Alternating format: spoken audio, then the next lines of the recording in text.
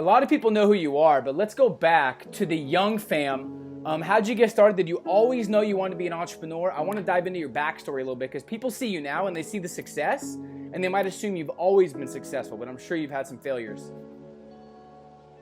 Yeah, well, I mean, at the end of the day, we're all failures, right? At least the best of us are. So, I mean, if you want to go to the backstory, raised in 8 different countries, speak 4 different languages. My parents passed away when I was 16, 17. You know, being raised, I didn't know my parents till I was 9 years old. So my aunt actually raised me. I was raised in like the slums of Hyderabad, India. This guy thinks it's really funny the way I talk. I was raised in like the slums of Hyderabad, India. We moved around from India I was born in Qatar. So we moved from India to Qatar to London to the US to Cali to Miami to Tennessee to Chicago, a lot of different places. I'm still on the run, boss. I'm still on the move. But yeah, man, it's been a hell of a rip. As far as did I always know that I wanted to become an entrepreneur? Yeah, dude. I mean, look, at the end of the day, you know, my dad taught me something. My dad hated his job. He used to work for the government. So actually, he passed away. Crazy story. Story for another day. But he used to work for the government, and he always told me, like, you know, never work for another man. He's like, you got one life to live. You have to live it however you choose to live it. So, you know, as far as becoming an entrepreneur, I feel like humanity as humans, this is about changing the world, right? That's why you do what you do. That's why I do what I do. That's why I hope any creatives, most people do what they do. Anybody can get by, yeah, the 9 to 5, and I'm not hating on a 9 to 5 to a certain extent. I respect it. But as far as changing the world, on a beneficial scale, you have to start your own business and you have to put ideas out there. I mean, look, the average human only lives 28,000 days. So with that said, what will you do with your today? Today is the day. Find your forte. That's what should be in the back. What's in the back? Back your thing. Stay humble, stay hungry. I love it. So as far as you have a vision and you're definitely very passionate. So as far as people, a lot of younger people have the vision, they want to change the game, but they don't know how to find the right business or turn that into a real business that makes money. So how'd you make your first million by 21? What was the business? What was kind of your focus? How'd you get into whatever you got into? Let's talk about that story. So, I mean, with that, you know, our first company was the split jerseys. I was 15 at the time. My partner was 16. Remember this jersey trend that happened? Jay-Z, Fabulous, Jock, not 2 Chainz, T.I., all the rappers at that point in time was rocking these jerseys. Those were our jerseys. So not only did we get placements in the movies, but we're on Nelly's album cover, Nellyville. That's the creative direction I did for that shoot. And he has our jersey on, except we put vocal on it, just whatever. But yeah, so we started doing the split jerseys. That got very big because Nelly wore it in the 2001 Super Bowl halftime show. And I still remember having that phone conversation with my friend. I was like, look, like you know, when we first started, everybody loved it, right? We were in like high schools and we were at colleges. And we were selling at like Bears camps. We were selling at high school games and everybody thought it was cool or whatnot. But I was like, look, I can't do this for the rest of my life. We're in Chicago. For one, it's freezing fucking cold. It's like below 20 and we're selling jerseys. I was like, this is great. Like we're making like, I don't know. At this point in time, maybe the revenue was like 60, 70, 80,000 a year, something like that. But it was just too much work. You know, I understand I was 15, 16, but I just couldn't do it. So I was like, look, I'm going to get this on the most famous people I know. And my partner looked at me and he was like, you don't know any famous people. And I was like, I know, but I know radio DJs. So I gave him to Blue and I gave him to Dub and I gave it to Tony and I gave him to all the DJs in Chicago.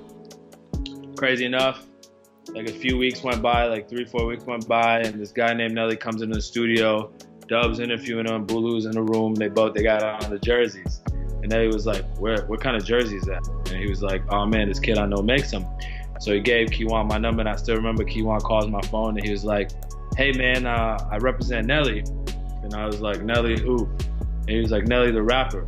I was like, man, get off my phone, playing on my phone. I was about to hand the phone on him. He's like, no. He's like, yo, I got your number from Dub. I was like, oh shit. I was like, what's up? And he's like, man, Nelly loves the jerseys. He wants to wear it in the Super Bowl halftime show. You know, we're performing in the week. Flew out there, gave him the jersey. Nelly wears the Super Bowl halftime show.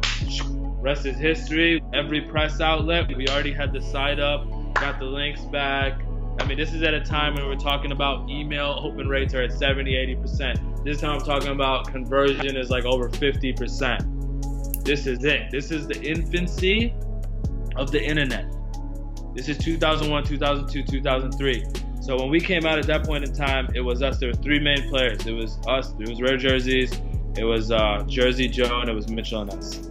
So you caught a trend that was not even a trend yet. You almost created it, which I love, and then you got it in the hands of someone that had the reach and had the platform with the Super Bowl. So that's amazing. So fast forward, the company you started when you by 26 that impacted millions, that was the one you were really passionate about as well. Obviously, you were passionate about both. But can you explain how that came to effect as far as what your idea was to create that? What company was it? How'd you reach that many people at that age? None of my other companies will ever touch me the way that One Face did, or touch the world the way that One Face did. We're working on a new one now, which hopefully we get there. But yeah, you know, One Face was an anomaly, man. Like, One Face was a watch, the largest charity watch brand, and literally built, you know, we actually went over there and we did this. Literally built wells in India, water projects in India, and we built greenhouses in Africa, and we built shelters throughout Kenya, and we provided stoves in Haiti, and we did all these different amazing things. And it was through a watch. What was crazy, man, is like I used to go over there to those villages, and I still do. I still go to visit these kids.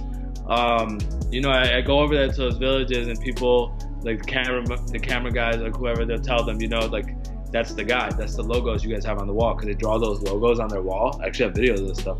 They draw the logos on the wall, and they'll be like, yeah, a watch built this. Like the water project, they'll start laughing, they'll start giggling. They're like, how could a watch make a water project? Like, what is he talking about? You know, they won't get it. But we bridged that gap. We bridged that gap when we connected those dots, right? Everybody in the world, you know, mostly humans. I would never say that humans are bad. Some people think humans are bad. I would say that humans are good, and humans want to do good in the world. People want to see other people do well. People want to see other people succeed. And you always do it, right? You have like these canned foods drive when you're younger, or you like do things at your school, and you get into these behavioral patterns. And with One Face, every time you bought a watch, you know, a certain part of it was donated to charity, right? And we took that money and we donated to these different charities. And when I was scaling the project, you know, I wanted a very sustainable model. This was at the same time that Thomas was out. I think Thomas was out a few years, and they were getting hammered just because they're not creating sustainable models, right? You can go overseas, you can drop off a bunch of shoes. That's great. Then what? Then what? The greenhouses that we built and the water projects that we built are still there to this day, and they're still running because we taught the people on the ground how to sustain that greenhouse, how to sustain that water project. And we built those on the ground like that. So they had to take classes and they had to do these educational courses in order to, you know, figure that out. Connecting it to a cause that's bigger than yourself is one of the reasons, not just it blew up, but it's sustainable, and obviously you're building a legacy with that. I love that, man. What do you feel like separates the 2% of brands that really get to that $1 million mark? Let's talk tactics and strategies. The new economy, when people create brands, why do most of them not rise above the noise? Let's talk about how to build a sustainable brand in this new economy. What have you learned? Sustainable brands in a new economy. I tell you this, right? Anytime I meet with any of these big corporations, or anytime I have to do a sub-brand, brand evolution, or even creating the brand from scratch, it's in the box. Anytime you have to build a brand from scratch, it's all about emotional intelligence. Mark Zuckerberg is the greatest at what he does because he sits there and reads psychology books. He had a minor in psychology. So all the guy does is just sits there and he understands emotional intelligence on a level that I've never seen another human understand it. This is why Facebook wins. This is why Instagram wins. This is why these big companies win. You have to have emotional intelligence and be able to relate to your consumer, you know?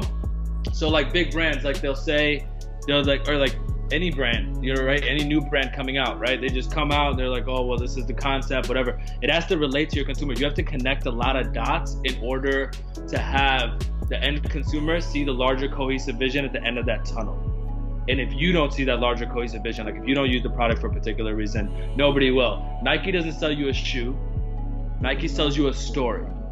Nike sells you that you're going to be the greatest basketball player in the world. You will be Michael Jordan if you wear this shoe. You will feel like Michael Jordan. You'll jump as high as Michael Jordan, things of that nature. So it's all about telling that story, and it's about how you shoot your creative assets. We'll get into the details. How you shoot your creative assets in order to portray that brand story to the public.